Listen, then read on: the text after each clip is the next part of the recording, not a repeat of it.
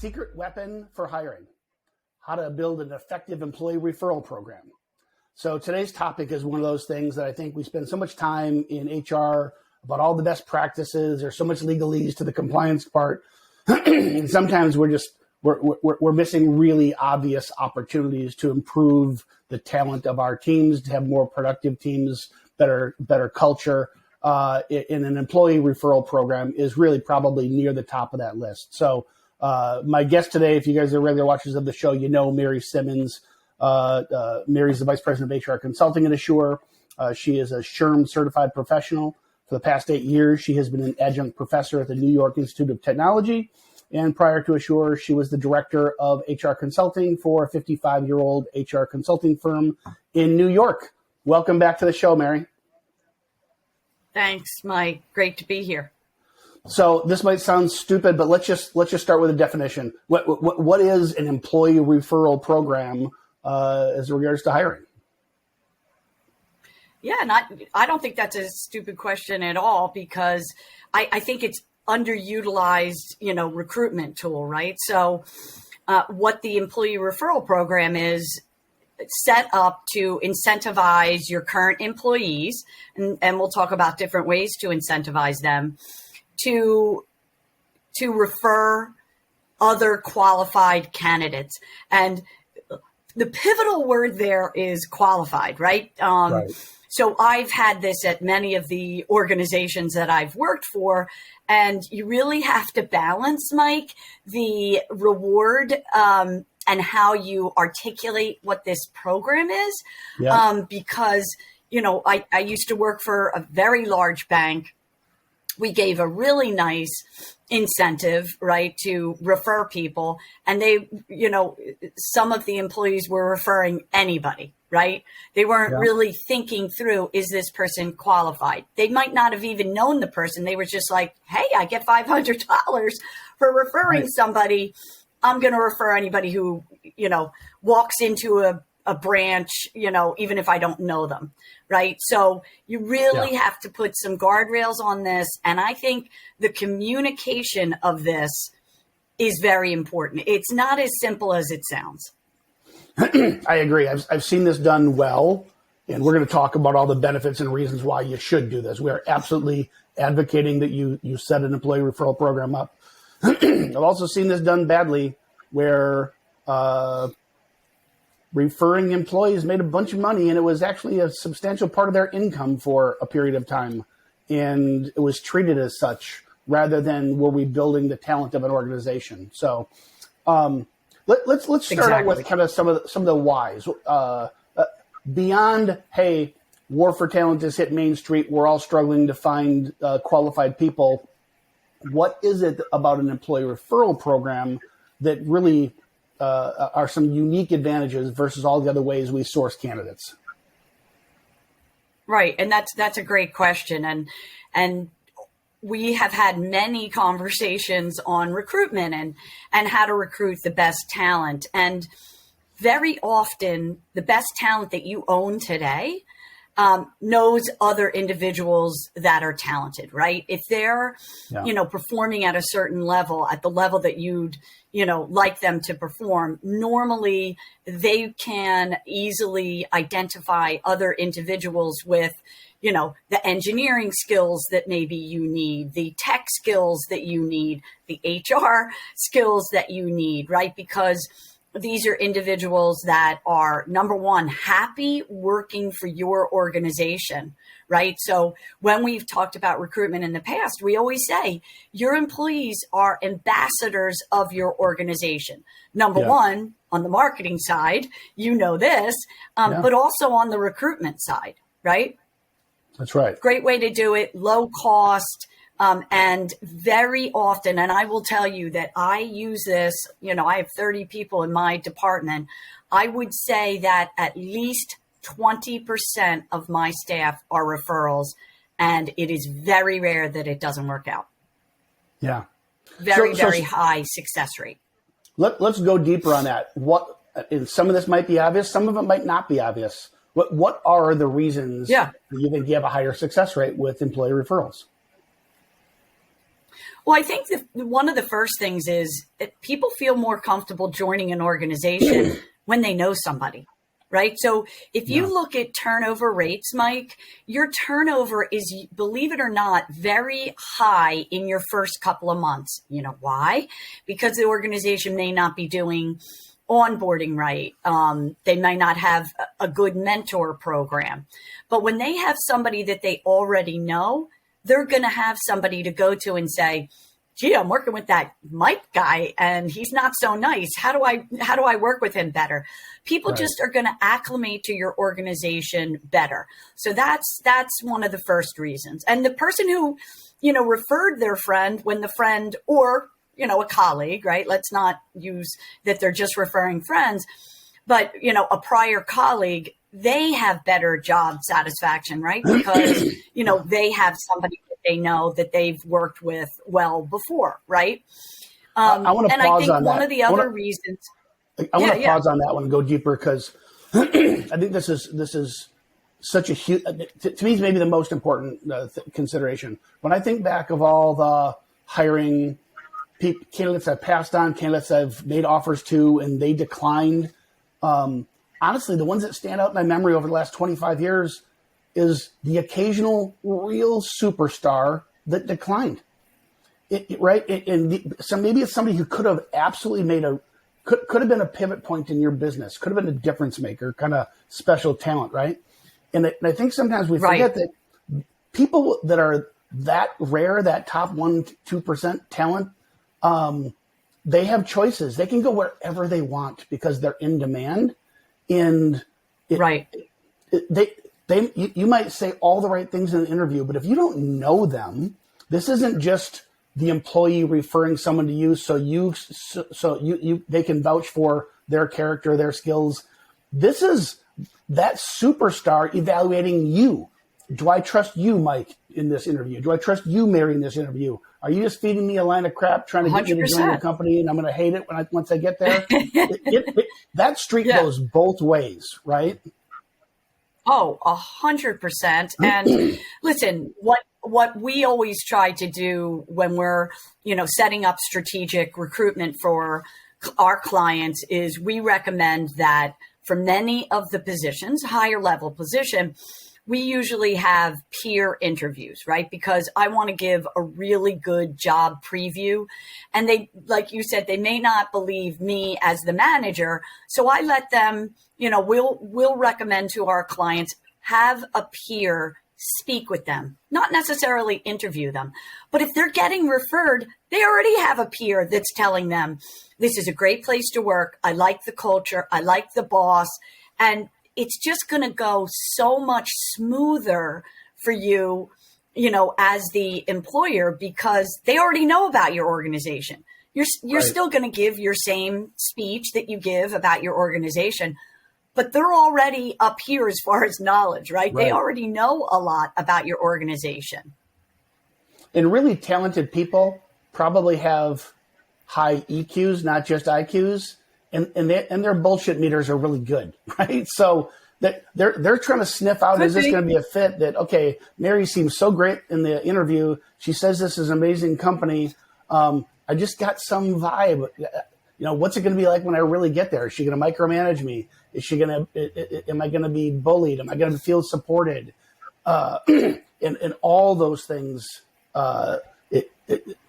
The path is just so much smoother because the relationship is already kind of pre-built coming in. Right. And don't forget that, the largest generations, your millennials and your Gen Zs, they're looking for a place where they can have fun. Like fun is really high on their list, right?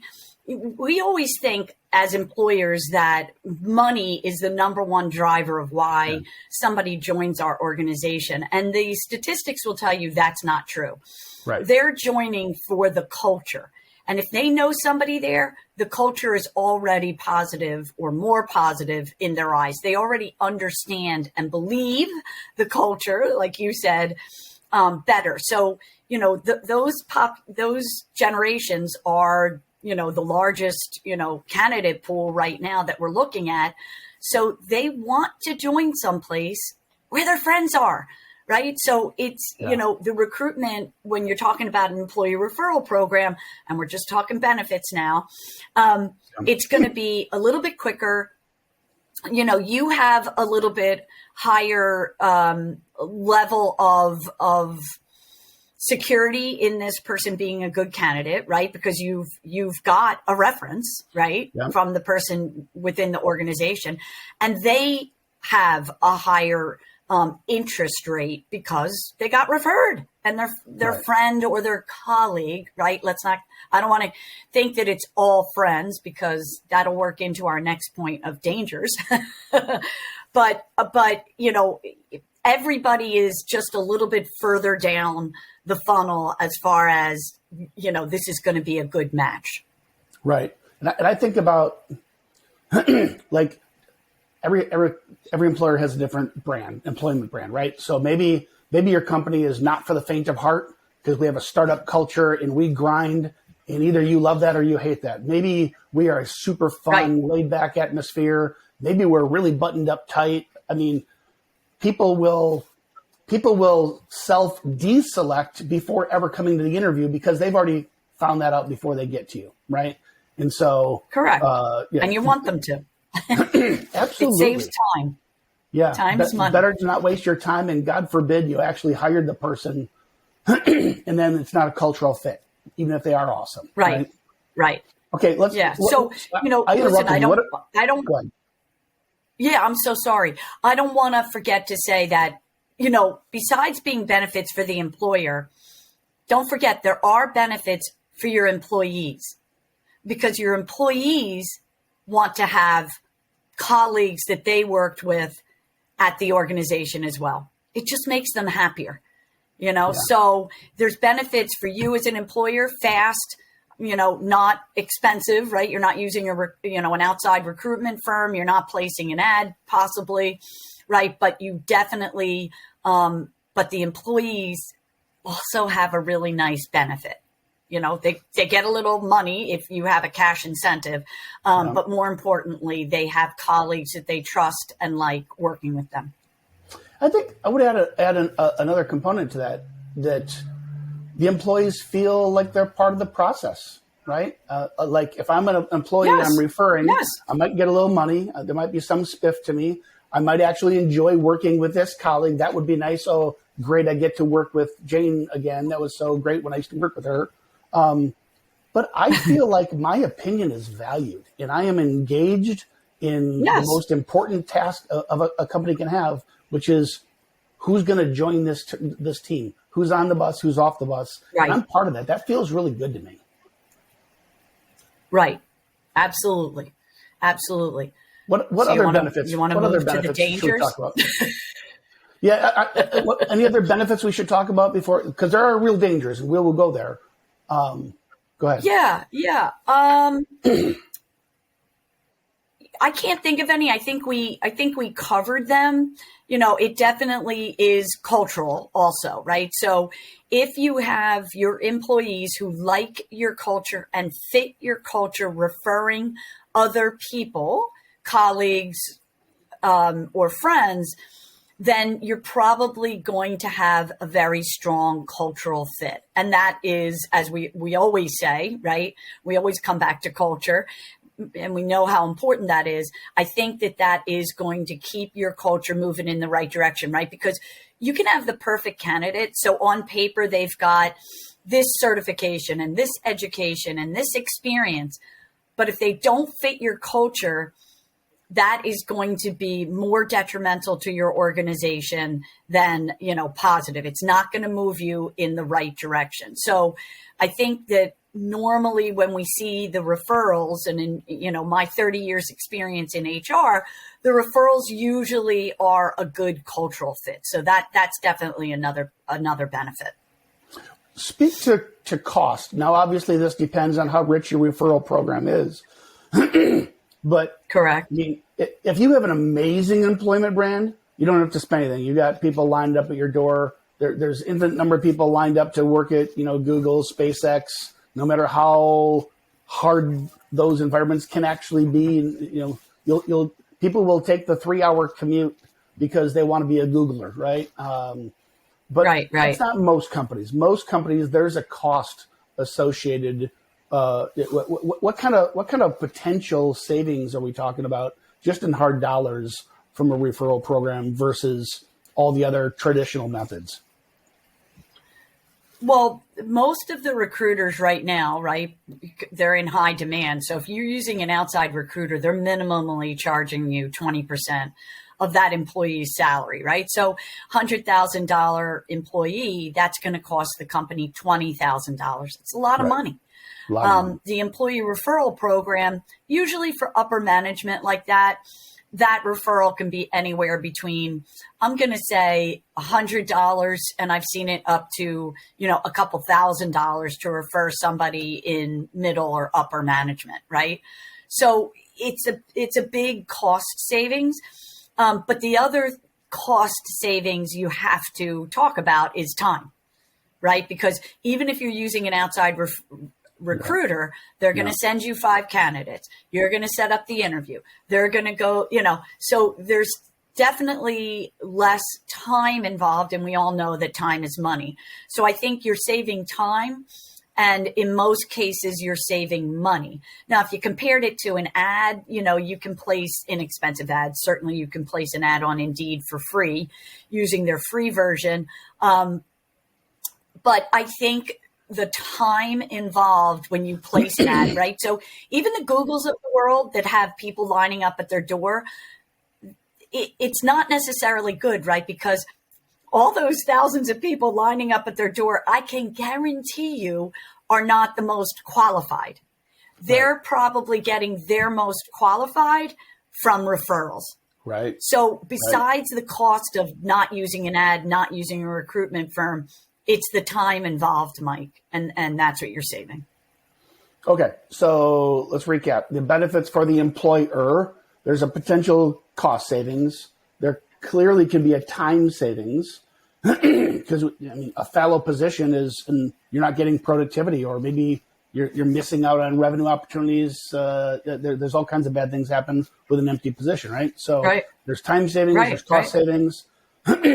You presumably get higher quality candidates that are not just candidates who have the skills to perform the job, but they are a cultural fit. The benefit to the employee is they feel part of the process. This is a way for them to kind of bump up their income potential in a way that it adheres them to your company and creates a stickier employee.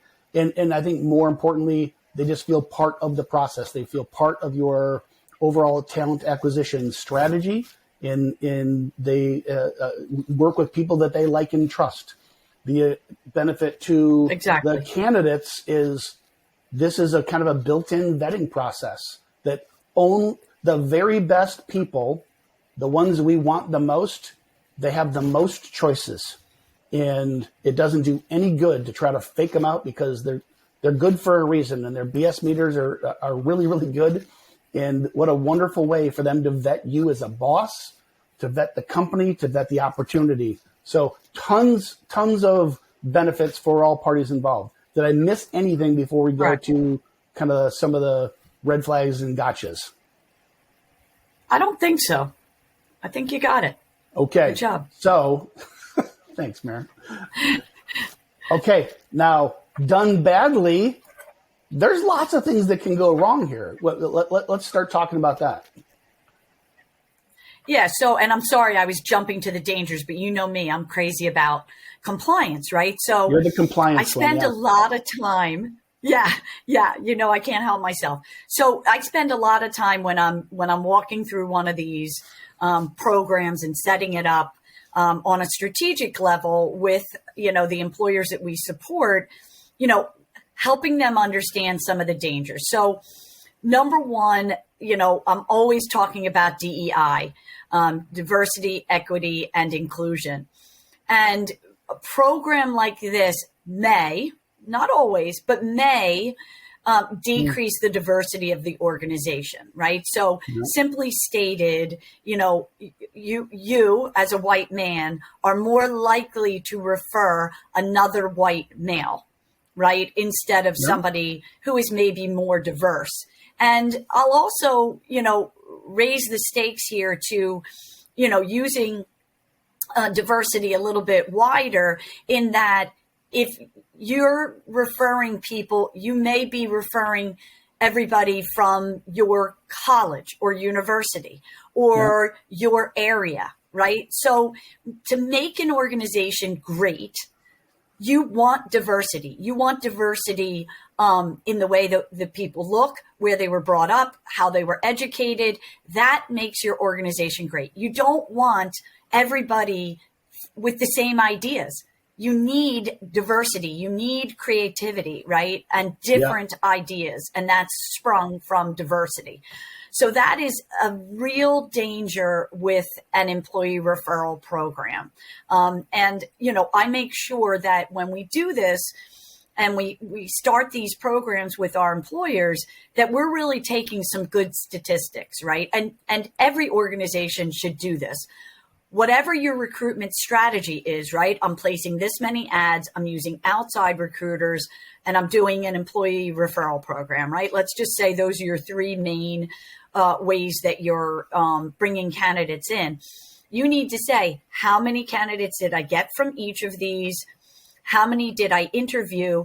How many offers were accepted, right? Big difference there, Mike. Yeah. And then who was hired, right? And then you back into the costs and figure out, well, hey, it looks like I can stop placing ads because I'm getting them from my two other streams.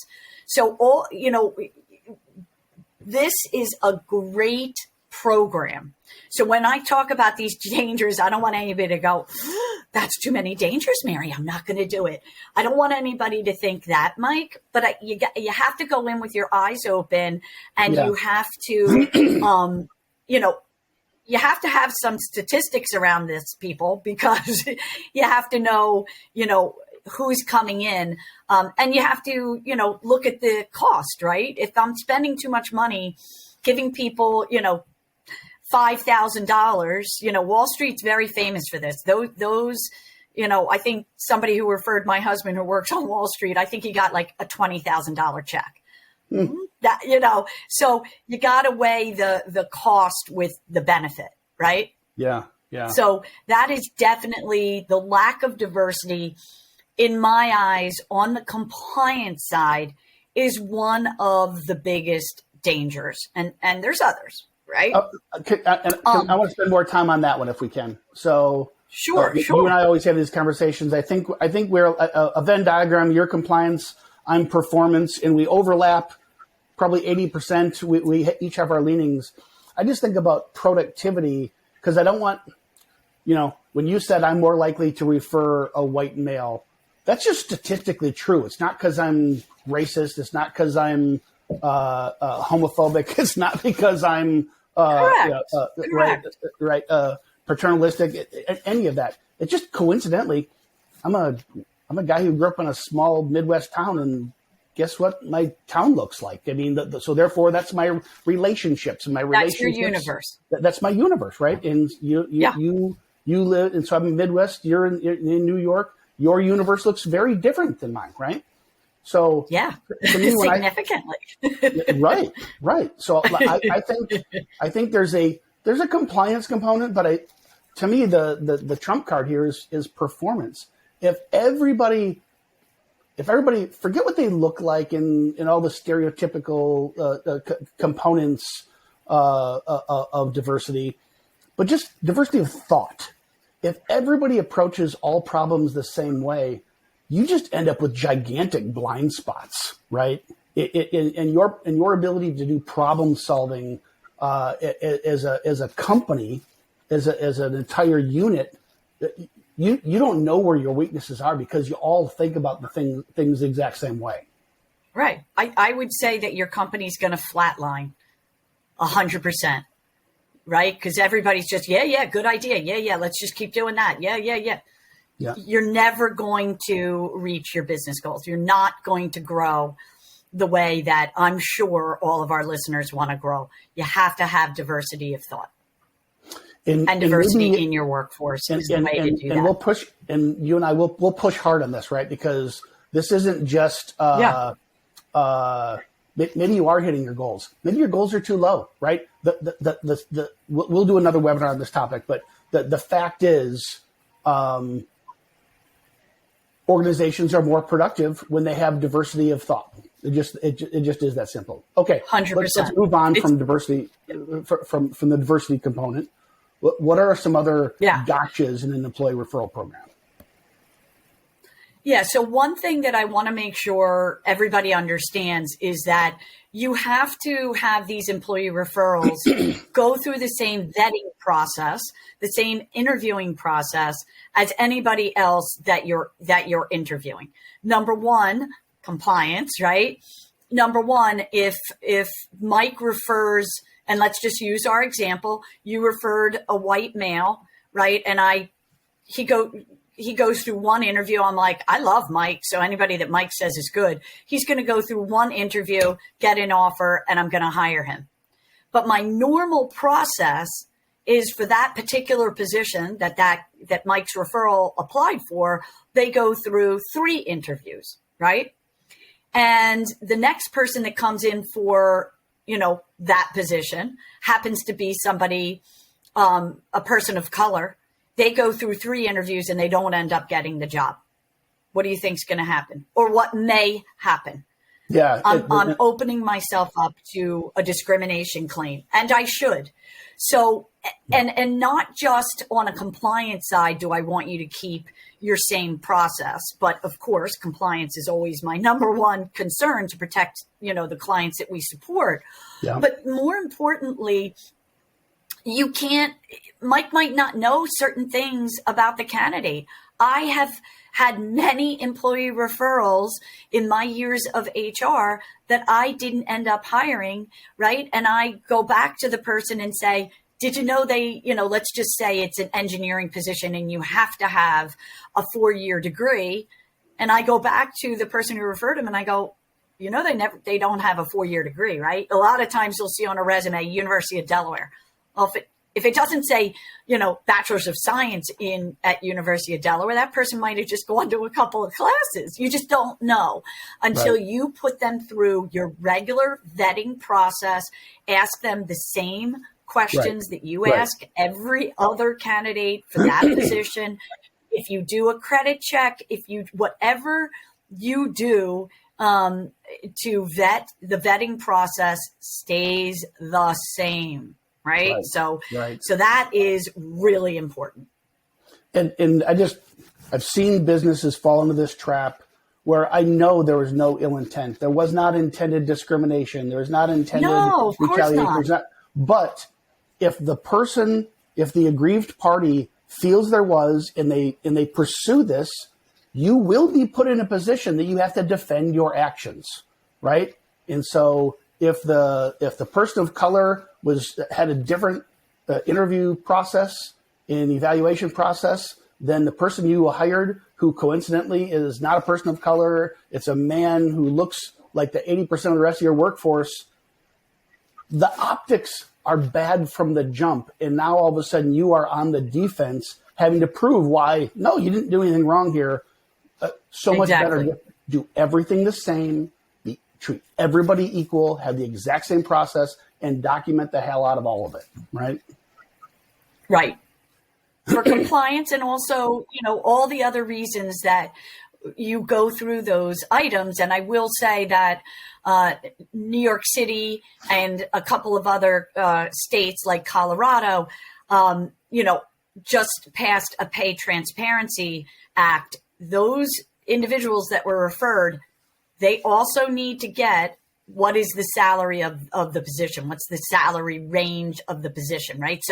So don't forget, employers, you have to follow whatever your state, right, mandates for hiring, right? So don't think, oh, well, I'm sure Mike told, Joe what the position pays. No, right? If it's in New York City, Colorado, or any of the other states that have pay transparency laws or other hiring, laws, you need to stick to those, even though it's a referral, right? So don't get lulled into, it's Mike's friend, I'm going to get through this process really quick. Don't take any shortcuts, for sure. I think there's another benefit to just treating everybody the same. I think about like coaches of high performing teams, like sports. When you treat the superstar different, that impacts the rest of the team.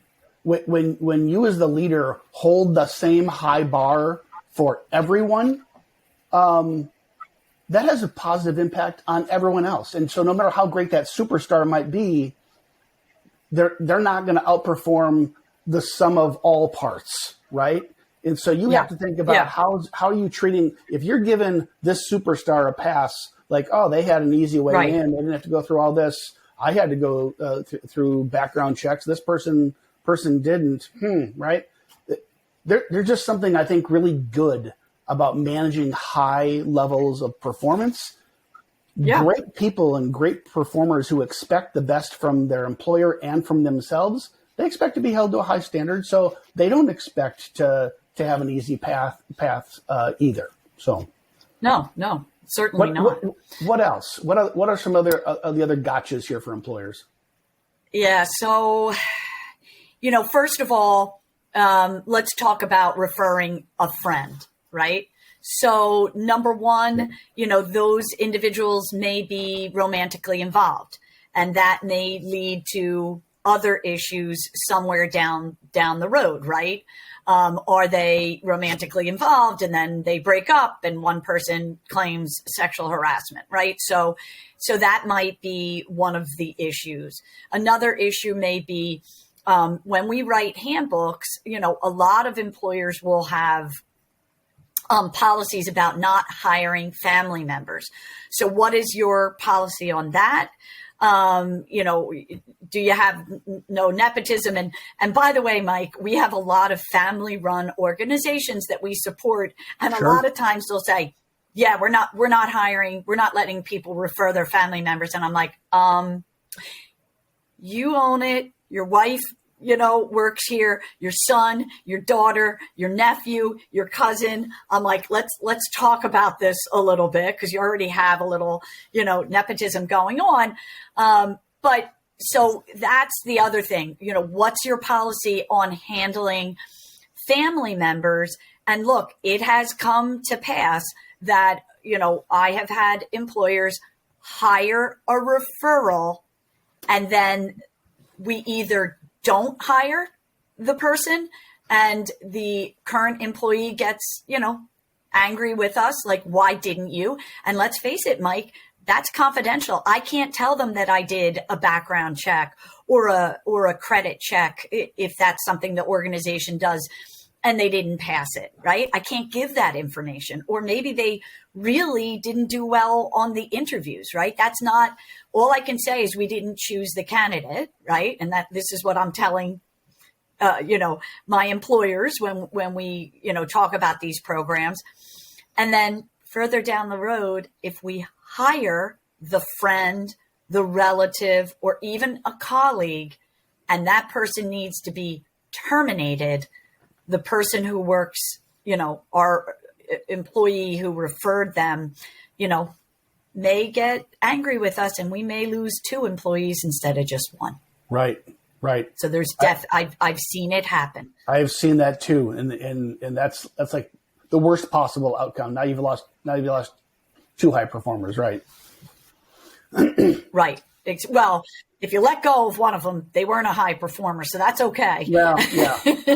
But you lost your other employee, and it's anytime somebody leaves us and it's a good performer, it's not good, right? It's not a positive thing. So we have to go into it with eyes open. I will tell you that I know some organizations give the referral dollars right away.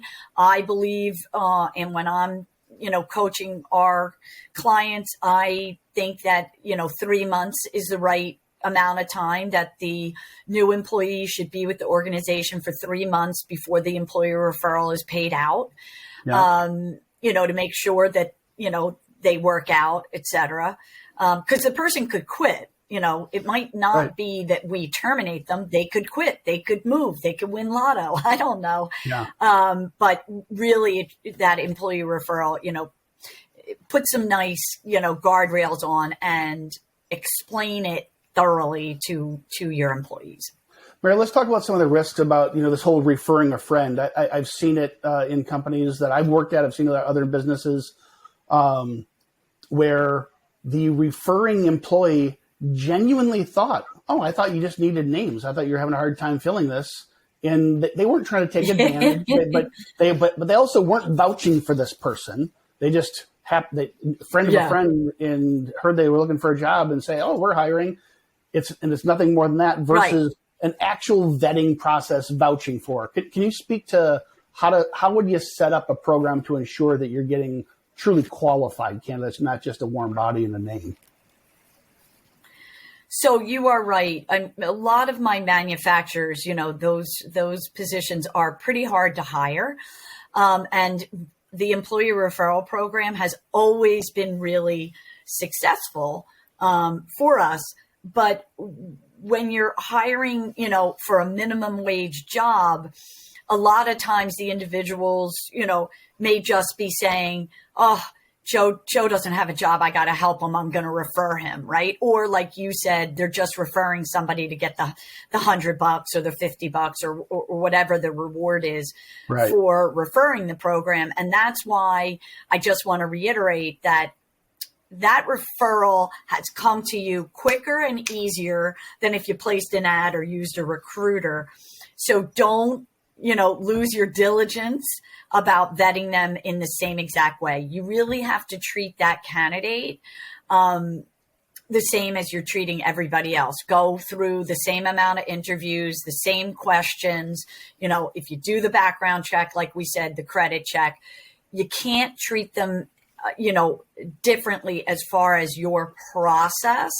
And that's a way to do it. And I think we also want to communicate it, right? So when I worked at this big bank, whose name will be, I won't mention here, what was happening is we had some employees who would put, people would come in and say, can I have an application? They're like, yeah, I'm going to put my name down on your application that I referred you. Remember my name, Mary Simmons. And then they'd come in for the interview and I'd say, oh, Mike, I see you know Mary Simmons. And Mike would go, who? No. Oh, that was just the person who gave me the application. We're like, whoopsie, that's not nice. But, shame on us. This is a policy that will be in your employee handbook. Whatever your employee referral program is, we help employers put it in the handbook. And, I tell them, this is something you need to explain at orientation. This is one of the policies in the handbook. You should explain thoroughly so it is done correctly. Yeah, you know what? All things that aren't managed, entropy kind of just things go away. Processes need to be managed. So even if you construct and design, maybe somebody listening partners with your team, and we put together this amazing employee referral program, and it's communicated to the employees, generates a lot of activity and highly qualified candidates out of the gate. But if you don't manage it and continually communicate that 1 or 2 or 3 years later, it's not even the same people perhaps in the jobs that are referring. They didn't hear the initial launch, right? So correct. When you post the job, you should be communicating with your employees saying, hey, just so you know, for those of you who've been around for a while, for those of you who are new, we have an employee referral program. This is the purpose of the program. This is how it works. These are our goals. This is what we're trying to achieve. This is what our expectation is of you in the process. You still have to explain all this. Just because you have it, even if you have it written down, that doesn't mean your employees understand it, right? Right. Of course. What other things can go wrong in an employee referral program there? I would say that, those are the main things, right? Lack of diversity. Your employee referring the person may not have really thought through, is this a qualified person? It just might be their neighbor, right? Yeah. That they don't really know at all, or somebody, a friend of a friend of a friend that they don't know at all. And they're just referring them maybe for the incentive. I think the other thing is when the employee refers somebody and, they're romantically involved, that can raise some issues. And, the other thing is if we don't choose them, the employee, it does damage. I can tell you right now, it does definitely, often, damage the relationship between the organization and that employee, because they're like, well, why isn't my referral good enough? I know you hired somebody else, Right. I'll make a pitch to a previous show you and I did on behavioral interviewing. And the only way you can do effective behavioral interviewing is you first have to identify the competencies in which you're mining for in this interview, right? To me, that this keeps going in my brain as you and I are talking here. It's like one of the things you have to communicate to your employees that are referring is these are the competencies we're looking for. Because, if you just say, hey, I'm hiring a new supervisor of XYZ and don't explain what that job actually is, what the competencies required to perform that job and what you're looking for, how will they know? It's going to be the version of what they think that job is, that they might be referring what they think is a great candidate, and you might decline that candidate because they didn't have the competencies you were looking for, and now you got this mismatch. So everything, not everything, so many things in HR, including a great employee referral program, to do it right, it goes so far upstream: job descriptions, handbooks, written competencies 100%. For these jobs, because all those are the foundations of being able to even have a good employee referral program. 100%. 100%. I don't know if there's anything else on the gotchas. I think we covered it. This should be a way to acquire talent, tap into new pools of talent. This shouldn't be just a way for employees to get paid and not achieve the goals. Do you have examples of what a good program or even a bad program looks like that you'd want to share, Mary? I think that there's definitely some organizations that do a really good job. There's a property insurance company, they're called Pure, and between 40 to 60% of their employees have been sourced through referrals, right? And the reason they're so successful is because in the candidates, first couple of weeks, they're already asking for employee referrals. So they're really, that's part of their onboarding process, right? Finish the orientation, onboarding. Hey, Mike, we just hired you. Do you have any referrals for us? And that goes back to what you said, right? That employee now feels like, oh, wow, I just joined the organization. They're already asking for a referral. They want to please the employer. So they probably are pretty fast to make that referral.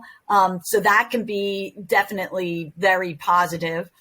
Salesforce, right, which we utilize here at Asure, they tend to have pretty good cultural, initiatives. And one of the things that they do is have a recruitment happy hour, right? So they say to the employees, hey guys, invite your friends who you think would be good for the organization.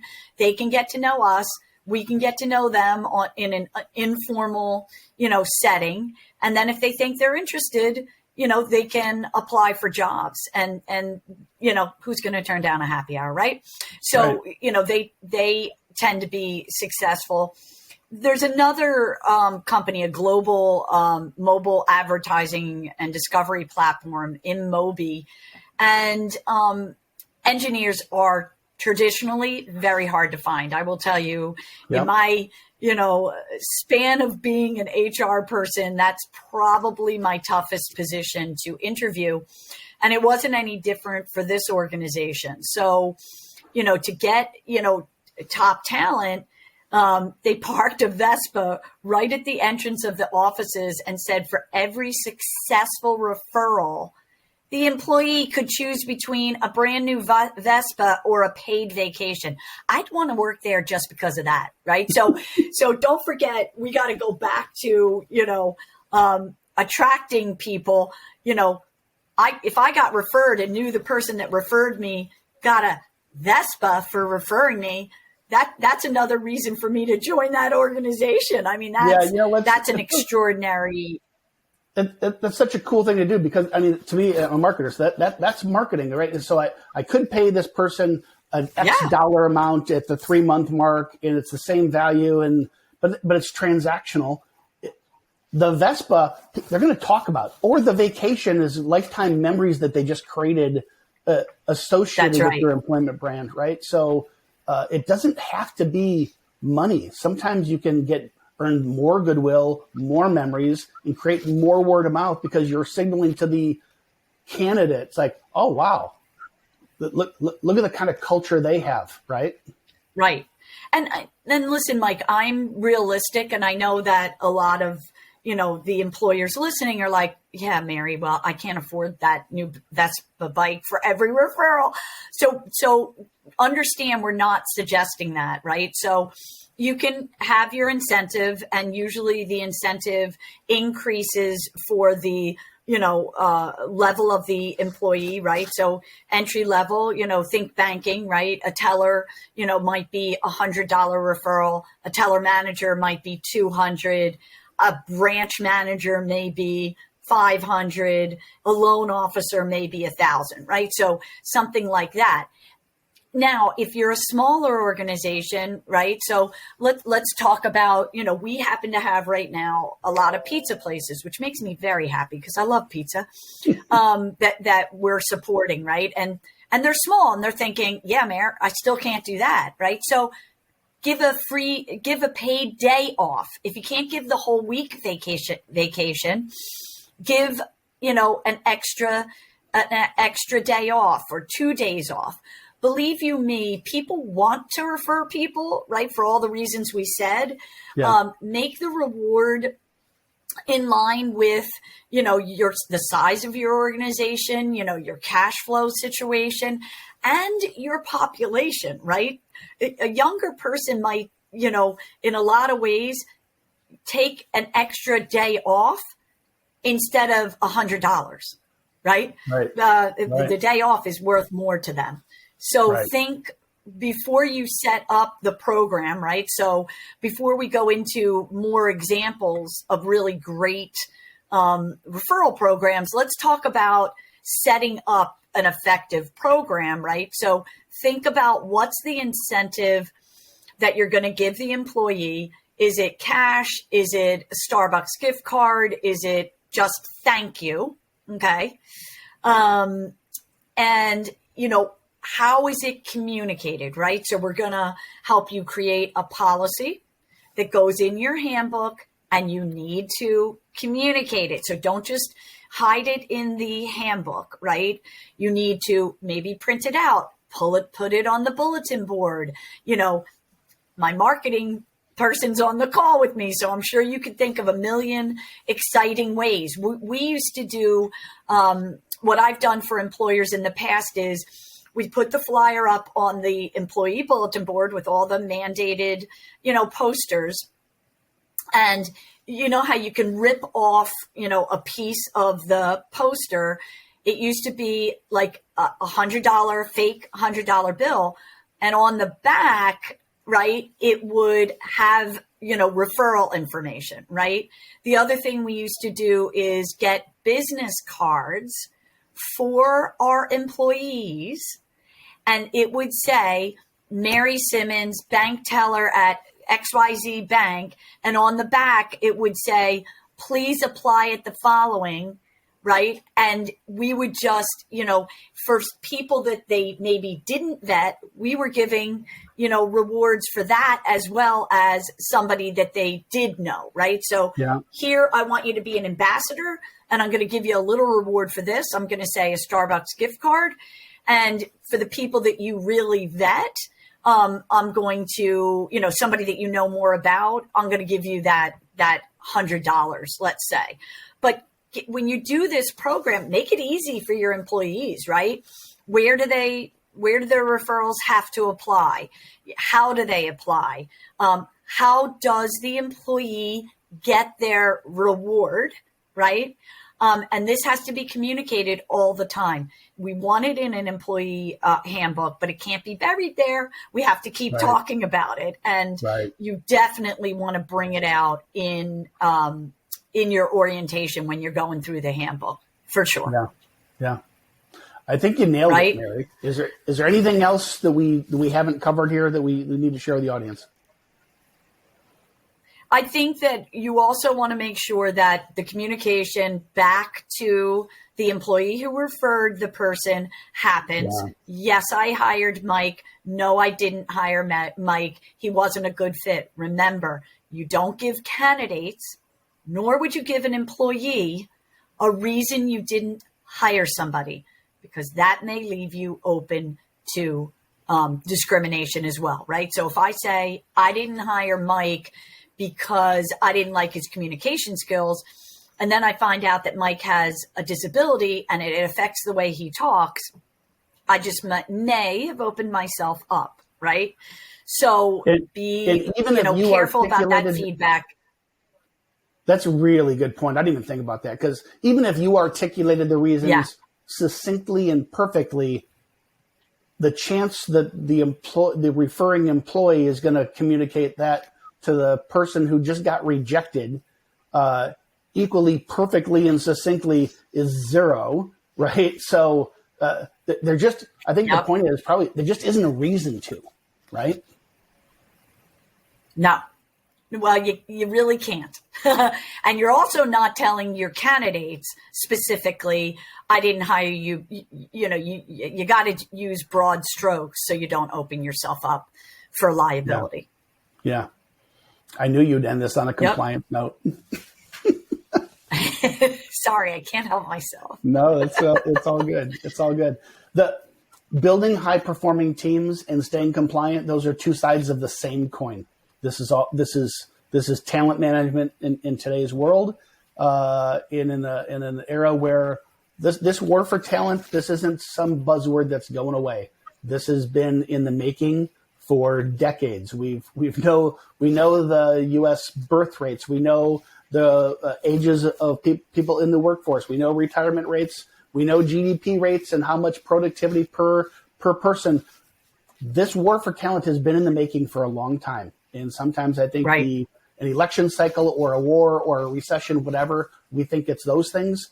But the macro trend, this has always been there. So building something as simple as great competencies, job descriptions, employee handbook, and then using things like an employee referral program I think are just kind of blocking and tackling from this point forward to building great teams and staying compliant while doing so. Anything you want to say in closing here, Mary? I love the sports analogies, number one, Mike. But the other, I'm going to end with a really good, another really good example. So what Intel does is, because they want to stay on top of their diversity hiring and they know how important it is, the referral bonus is doubled when employees refer women and minorities. So, if you're nervous that your referral program is not going to help diversity, you may want to have a program similar to Intel. Yeah. So I'll end with that good example, and we're always here to help employers create these programs. Yeah. So there'll be a survey that pops up at the end of this for anybody who wants help in any of these areas. And I think hopefully it's coming crystal clear. This isn't just advice on an employee referral program. That is what this is about. But the only way you can do it right is to have all the upstream foundational HR stuff in place.